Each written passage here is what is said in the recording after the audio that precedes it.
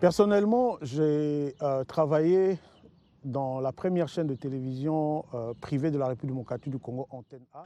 I worked in the first private TV channel in the Republic of Congo, Antenne A, from 2001 until 2020. I hosted news, of course, but I did political programs as well.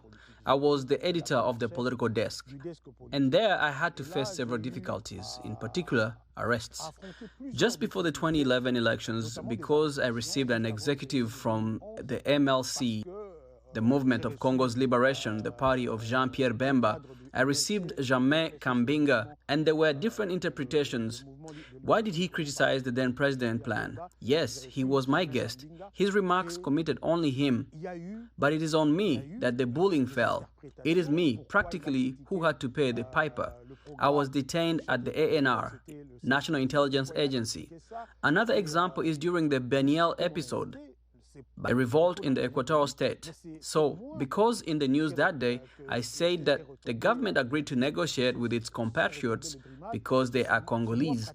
After that, there were arrests at my television station. There were even tortures. There were journalists and station managers who were brought to the ANR to be tortured. And then, in 2020, I was practically out of breath. You know, when you got a lot of threats, you are getting arrested many times. Your work is misunderstood. Eventually, you fear for your life.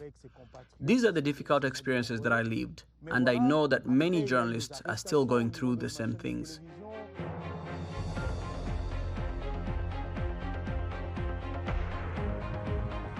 L'état actuel de la presse en République du Congo, ou mieux de la liberté de la presse, the current state of the press, or better of the freedom of the press in the Congo, it is alarming.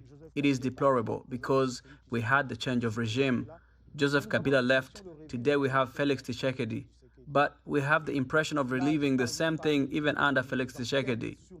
And here I'm not even talking about the investigations of murdered journalists who never led to trial. I can name journalists like Frank Ngike, whom I knew personally, or Serge Mahe, in the east of the country, to name just these two. But there have been more than a dozen journalists murdered in the Congo. But the investigations were never successful, quite simply because there was political pressure, quite simply because they did not want to elucidate the real causes of the assassination of these journalists.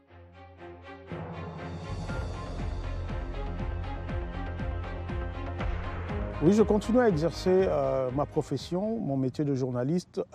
Yes, I continue to practice my profession, my job as a journalist, although here in the United States is no longer the main job I do. Besides that, I do other things, but I continue to follow the news in the country, to write articles, to post on the internet, on social networks, in a fair way, of course, because I consider myself to be a watchdog of democracy and good governance in my country.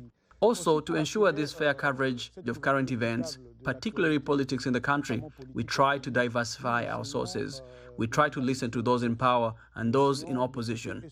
Although I am here practically as an exilee, I keep contacting even those in power when information is needed. We have channels that we use to contact them to get the right information.